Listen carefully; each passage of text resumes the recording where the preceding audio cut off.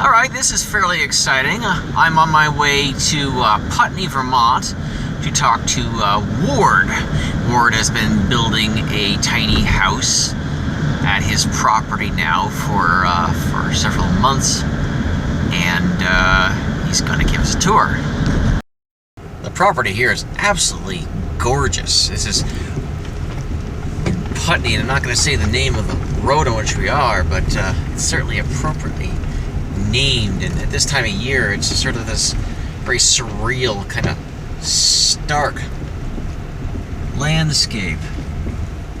And I think maybe we have reached our destination. They're watching us. The sheep are watching. That's right. So, anyways, well, hold on. Introductions first. Okay. Your name? Ward Ogden. Hello, Ward. And you are building... I am building a tiny house for my daughter, Meg, and I've been working on it for just about 2 years now. I started it in May of, 2015, and we really haven't had any holdups, but she moved away and she was my helper, and she doesn't really need it yet, so it kind of has been on the back burner a number of times. I'm working on it now because I promised I'd have it done for by this May, and so I have been consistently getting out here, for frequently like a couple hours a day. I try to get as much time in on it as I can, but it's a tiny house on wheels. Yep. Any idea where it's going to be finally situated? Well, they are moving to the Ithaca area, so that could be its final home, but it may be that she sells it, so I'm not sure yet. That's up to her.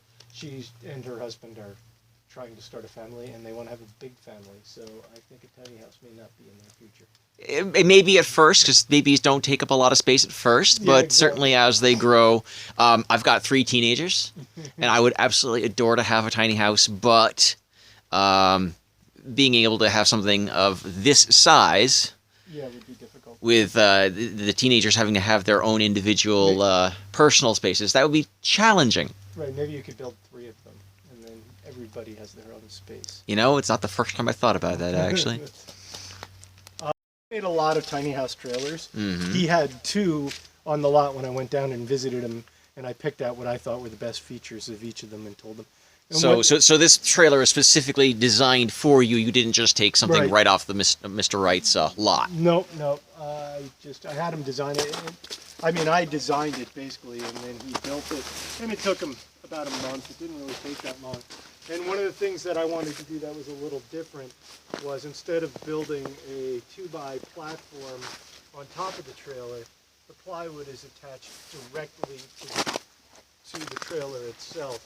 And then I insulated between the channel steel on the trailer, thus gaining a valuable 3.5 inches up top so that there's more room in the loft. And how tall is the trailer from tips of to bottoms of tires up to tip of roof? 13 feet 6 inches. It is exactly 13.6, which of course is the... maybe a 1/2 inch. I am really hoping I got it right. But I'm sure I did. And it's exactly 8 feet 6 inches wide, minus the roof appurtenances. But the way the law reads, you can have appurtenances stick out. The entire thing, like the main body has to be 8 feet 6 inches wide, but things that stick out a little bit are okay. The 6 inches, I'm sure, is mainly for the framing. Is it stick framing, or did you use metal framing? Nope, it's stick framed. All of the siding is glued and screwed on. So I use construction adhesive on all of the on all of the 1/2 inch plywood I attach to the outside. It is really ridiculously rigid. Which is important when you're having one of these go down the road. Yeah, and this trailer was not meant to be moved regularly. I kind of anticipated my daughter was going to move it 2 or 3 times throughout its lifetime, but it's not. It's just going to weigh too much and have too much frontal area to be regularly moved. But that's been one of my concerns. Actually, has been exactly the weight on the trailer itself. Whatever I finally end up doing, I'm going to probably have to get a custom trailer myself Right. Even if I never end up living in one, I'm going to build one eventually. Even if I never actually end up living in one, I'm going to build one, and I'm trying to take into account every single detail before I so much as pick up a hammer. Right, right. Well, and you can really think about these things for a long time. I'm more the type to do a little planning and jump right in, but I've also built a lot of things, so that helps. That's handy. All the buildings I was are- going to say, I was looking around the property. This is some gorgeous property here. You built all this? Well, the house was built by a contractor, Kent Webster. The barn was built by a friend, Jeff Wade, and myself, and then the rest of the structures are the sheep sheds, the machine sheds. They're all me. Machine sheds. Yeah, well, down there you can't see them, but the tractors are parked in. Oh, I see. You mean like I understand. Yeah. So shall we head inside? Sure, let's do that. The shower pan is cast concrete that I made myself. You know, so there's more labor than there are, materials.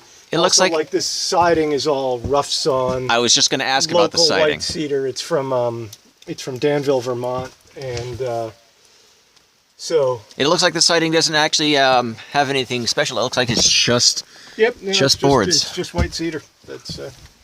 I'm letting it gray naturally. yeah. So the design is a little bit different than most in the fact that we have a door that enters. There's going to eventually be a wall here. So this is going to be the world's smallest mudroom of about, 3 by 3.5 feet. And so there'll be some places to hang things. But you'll come in and you'll have a mudroom. Oh, it's warm in here. Oh, I see, because you have a heater. Yes, you did say you've been working out here earlier, so that makes sense. Let me close the Yeah. doors so that we don't lose all that precious heat. So basically the living space of the house is 95% completed. There's some things that need to get done. Another coat of finish needs to get put on all of the fur, but the vast majority of the work down at that end is done. There's going to be some sort of a staircase or ladder that goes here To the loft. to the loft. We've been kind of waiting on that until we get a little further along. But It's really bright up there. The natural lighting you're getting from the windows is makes that absolutely. really bright. Yep. So basically the design was such that you have enough headroom to not bang your head up there. And I did everything I could to get as much room up there as possible so that it was comfortable. I was gonna say, it looks like you could almost stand up in there. Yeah, you can. I mean, you've got to crouch. But once you get a futon in there or a mattress, that's not going to be possible. I'm going to build some bookcases there that'll be, not bookcases, but storage for clothing and such that'll kind of act as a divider to some extent between here and there. They won't be full height, but they'll go up, maybe 24 inches or whatever. I've got to figure that one out. I'm not there yet. It looks like he used sheetrock on the walls. Nope. This is 3/4 inch plywood that is Luan that then I finished with primer and then painted and then caulked the intersections. And as you can see, like here, this has been here for over a year. It's cracked a little bit, so I will go back. It still all needs another coat of paint. I'll recaulk it, and that's one of the benefits of this, is that, as things move a little bit, you get a chance to do it. But it weighs a lot less. Oh, I would imagine sheetrock has got to be it weighs a lot less, not than sheetrock, which admittedly would be absurd, but a lot of people use wood paneling on the, like 3/4 inch or 1/2 inch. And this is quite a bit lighter. No, a quarter inch would be. So, and it's got a large span, so, they're 4 feet wide sheets. So it allows you to, cover quite a bit. But there's some certain trim challenges to it that you've got to deal with. Mm-hmm. But What kind of challenges? well, like in the corners, you can see, how there's a gap there, and then how I I did fir 45 trimmers in there to close up the gaps. And then if you look down at the other end where I haven't done that, you can see that there's gaps. So it's just, a lot of times that perfection is deception. The wonderful thing about trims is it hides the mistakes largely that you right. make. Or just the lack of precision. the shed that I made that I mentioned earlier, there are a number of gaps that at the time I was like, oh dear. But interesting note, the longer that it sat, a lot of those gaps, they started closing up. I'm assuming due to settling. And right now it's actually fairly square. Right. Well, I mean, this was, there aren't a lot of gaps, so to speak, as much as intentional imprecision, and the fact that you can get hung up on making a joint perfect when it's going to later be covered up. So that's what trim is. It was invented for effectively, is to allow you to do certain parts of the process quickly and then trim it out nicely afterwards. So show me the plumbing area here, the kitchen bathroom area. The plumbing is very compact. It is basically in this wall, which is just an 1.5 inch thick wall. Oh wow. So it's going to come in, there's going to be an instantaneous hot water heater outside, and then it will come in through this wall in a little insulated space. There'll also be a shallow well pump and tank out there so that if you have access to a low pressure water system, you can pressurize it coming in. The water comes in, so the sink obviously has hot and cold, the shower has hot and cold. I ran a water line for a potential toilet, but it's going to have a humanure composting toilet initially, and I suspect that will, that's the most practical solution for a tiny house like this, because dealing with the waste, unless you have a full septic system, you're going flushing toilets use a lot of water, and it's also difficult to find. Well, what to do with the waste is ultimately the biggest challenge. There's also not a lot of room in here because my daughter and I made some of the design decisions that we made reflect the desire to have more living space. Like she was wasn't interested in having a luxurious bathroom. That utilitarian as opposed exactly. to. So the shower is. Let's see. So the shower pan is a hand poured concrete. I built a form, and originally I ordered a pan from Italy, and it never showed up. So I canceled the order, got my money back, and walked out to the shop in an hour. $5 in concrete later. Yeah, that's right, and a couple hours of building a form, but it came out really well, and I'm really happy with it. What kind of a sink is that? Is that a steel sink or is that resin? Yeah, it's basically a granite resin combination, and I wish they had these when we built our other house, because you can hit it with abrasives and you're not going to wear through it. It's really nice. I see how deep that is. I like how deep your sink is. Yeah, but then again, since you don't have a double sink, you're probably going to want a little bit more room. Now, why did you decide to go with a resin sink as opposed to, let's say, stainless steel? Because it's what my daughter liked. Oh, good reason. I have two. I have a stainless steel sink and I have a resin sink that I picked up on the side of the road. And at first I was like, wow, this is awesome. I love how the sink looks. The thing is heavy. It's really, really heavy. So yeah, this isn't light. But it's not. This is not really, really heavy. It's not.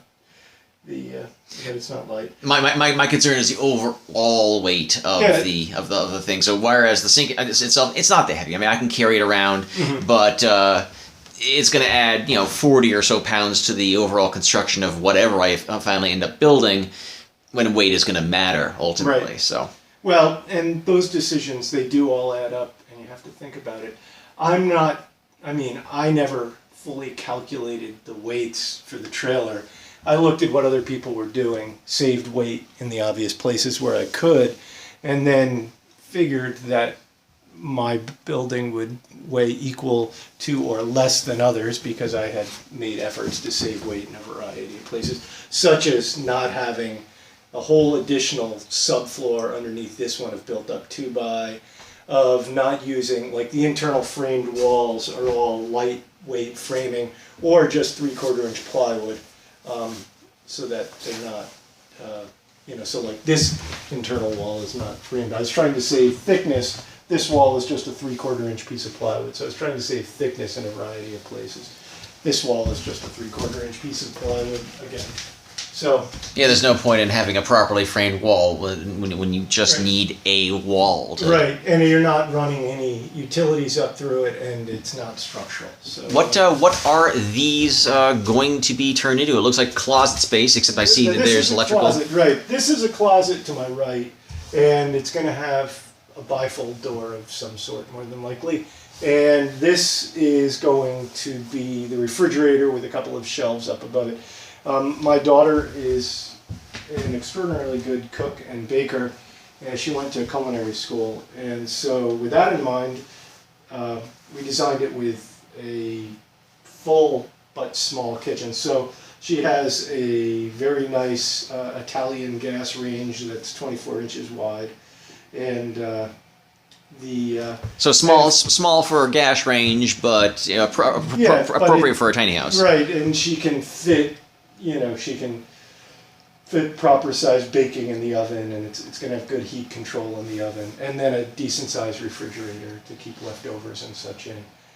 It'll have a hood, and so the kitchen was a priority, as was having a living space to chill out and visit with friends. So those were kind of the priorities when we were designing it. Now, because all of the interior is largely finished, I can't see any of the framing. So, did you decide to go with 16 inches on center, or 24, or 20?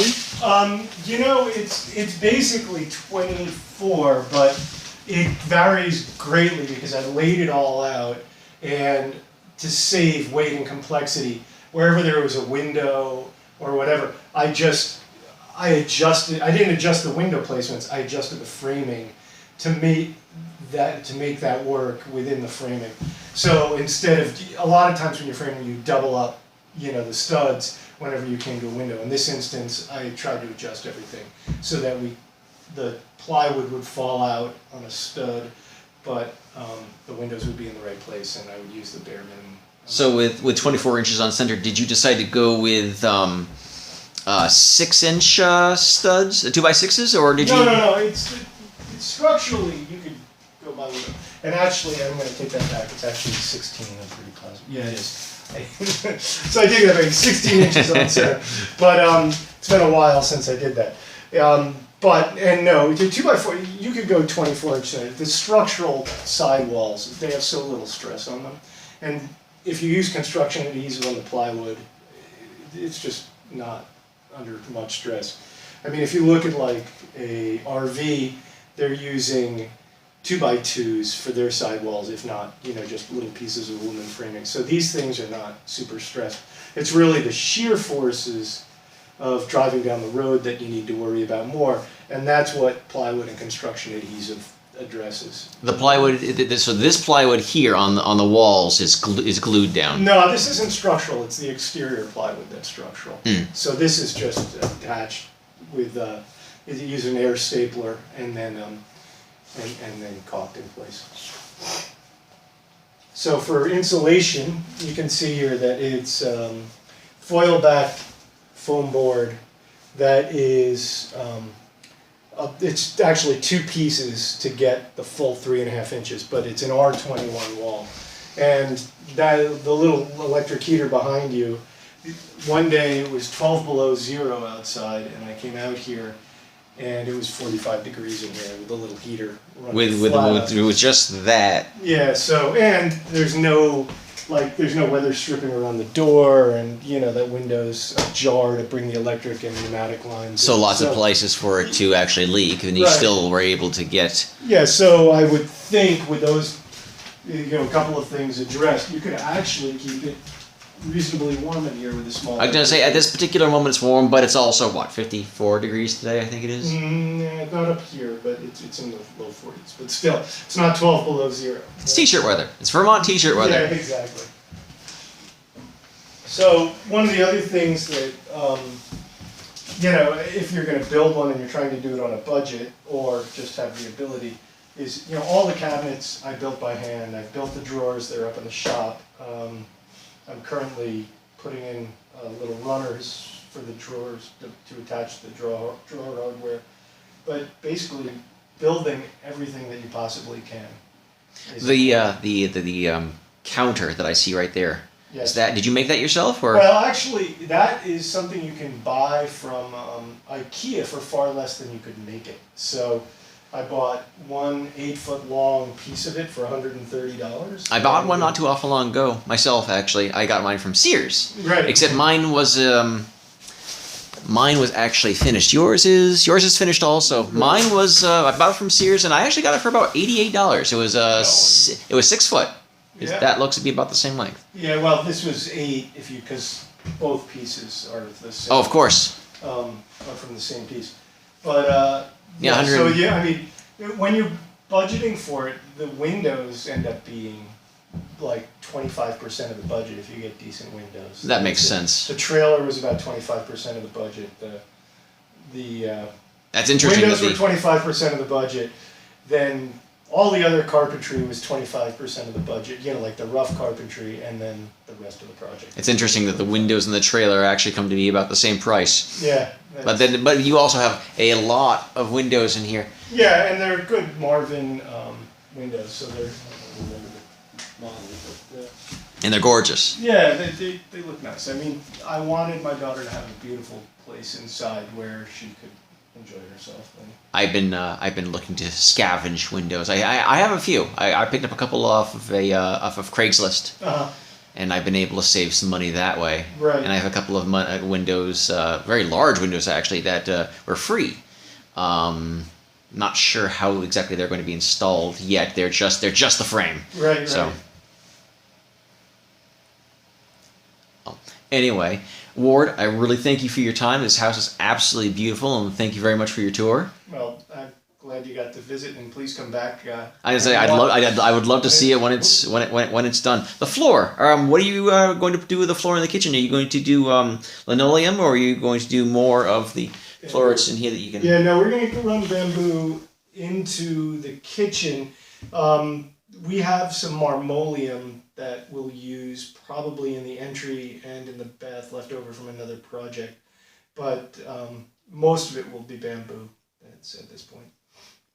Very, very nice. Thank you, Ward. You're welcome.